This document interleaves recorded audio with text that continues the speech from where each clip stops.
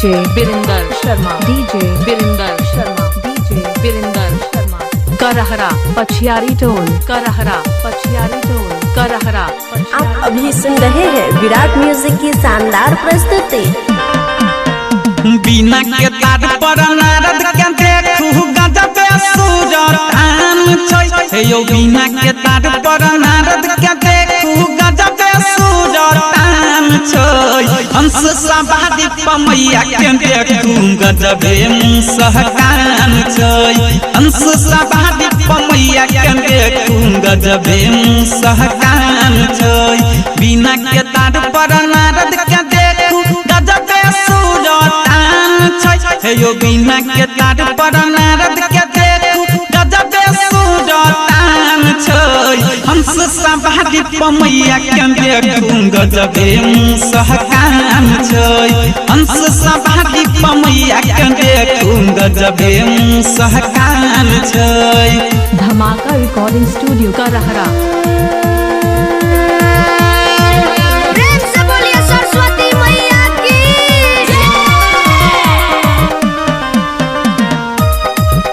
DJ Birinder Sharma, DJ Birinder Sharma, DJ Birinder Sharma.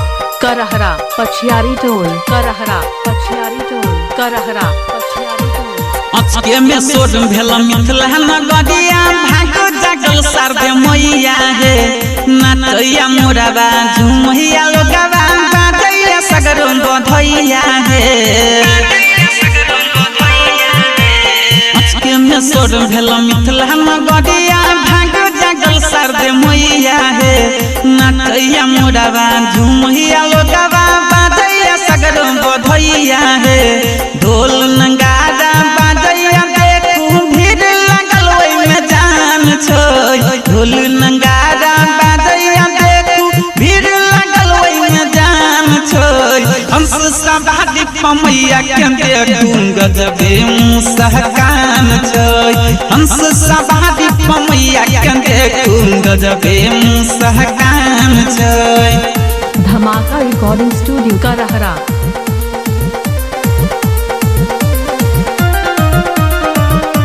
अभी सुन रहे हैं विराट म्यूजिक की शानदार प्रस्तुति।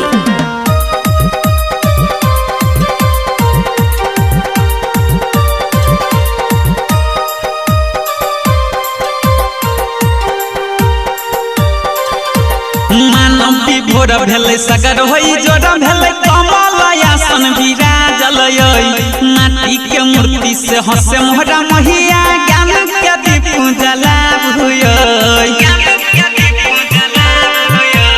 मानव विभोर भेलै सगर होई जोड़ भेलै कमल आसन विराजल माटी के मूर्ति से हंसे मोहरा महिया ज्ञान के दीप जलाब देवता मुनि देखम सका सबका के बसल जान छै देवता मुनि देखम सका सबका के बसल जान छै हंस सवारी पमैया के देखू गजब मुसहकान छै हंस सवारी पमैया के देखू गजब मुसहकान छै।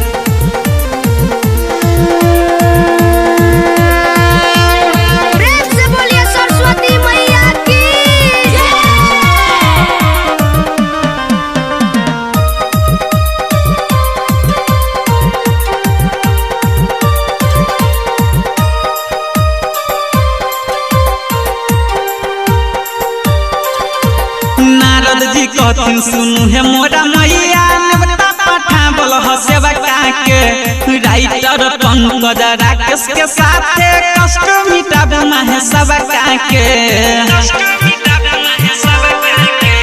नारद जी कहथिन सुनू हे मोरा मैया नेवता पठावल ह सेवका के राइटर पंकज राकेश के साथे कष्ट मिटाबू माहे सबका के गायक रंजन राजेश के दिल में पूजा के बड़ी अरमान छै गायक रंजन राजेश के दिल में पूजा के बड़ी अरमान छै हंस सवारी पमैया के देखू गजब मुसहकान छै हंस सवारी पमैया के देखू गजब मुसहकान छै।